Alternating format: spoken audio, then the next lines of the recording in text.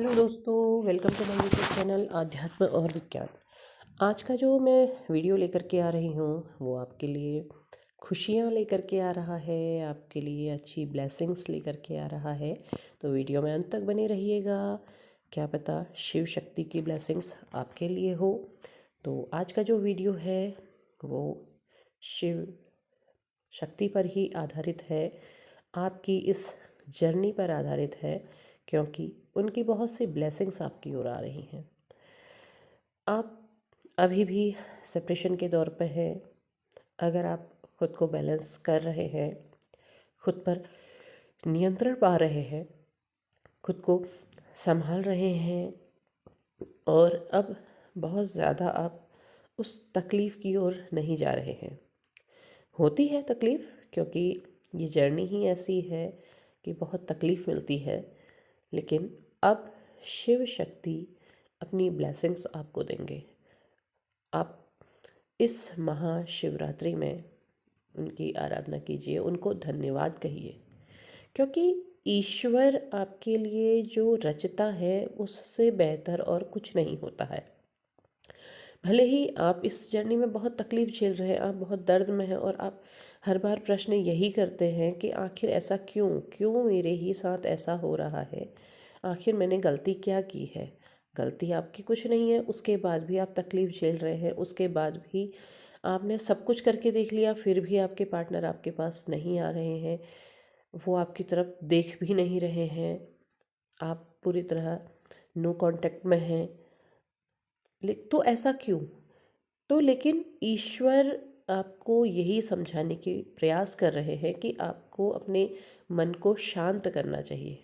अपने मन के अंदर जो आपके प्रश्न हैं उन्हें शांत करने का प्रयास कीजिए, खुद पर ध्यान केंद्रित कीजिए, क्योंकि ये कंडीशन होने में ये भी है कि आपके जो चक्रास है वो बैलेंस नहीं हो रहे हैं। अपने चक्रास को बैलेंस करने का प्रयास कीजिए। और शिव शक्ति ने अगर आपको मिलाया है तो उसके पीछे उनकी बहुत बड़ी मनसा है, और उस इस जर्नी का परिणाम क्या होगा वो भी वो जानते हैं। किस मार्ग पर आपको ले जाना है और आपके लिए क्या बेहतर है, वो हर चीज़ जानते हैं। आप ट्विन फ्लेम हैं, तो आपकी आत्माओं का यूनियन तो होना ही होना है।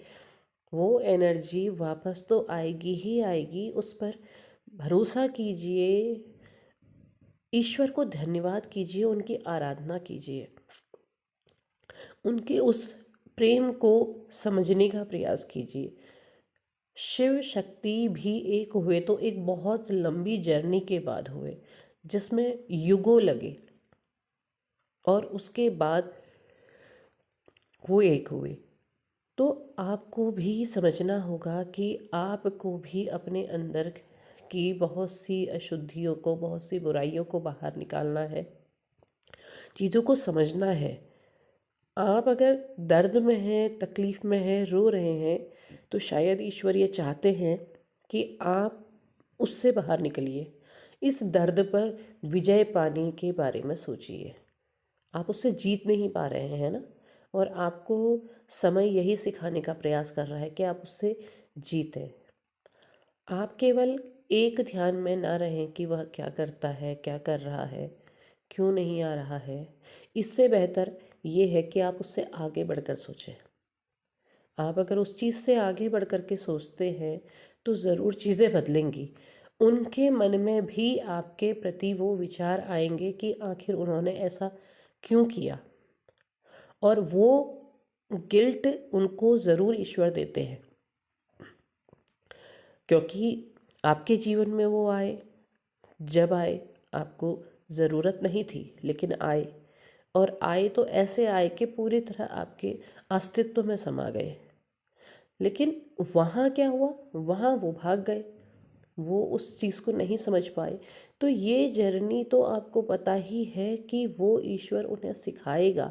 अगर आपको सिखाने के लिए जर्नी दी है तो उन्हें भी तो सिखाने के लिए ये जर्नी दी है।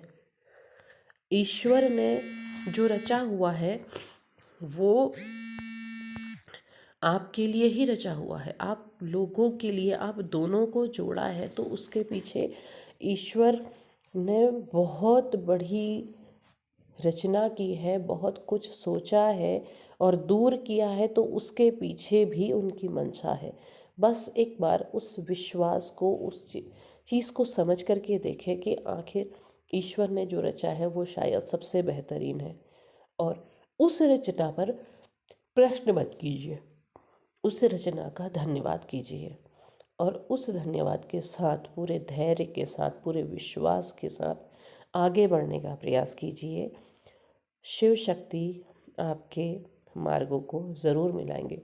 शिव शक्ति ने जो प्रेम आपको दिया है, वो प्रेम की आखिरी परिणति भी ईश्वर ने ही रची हुई है।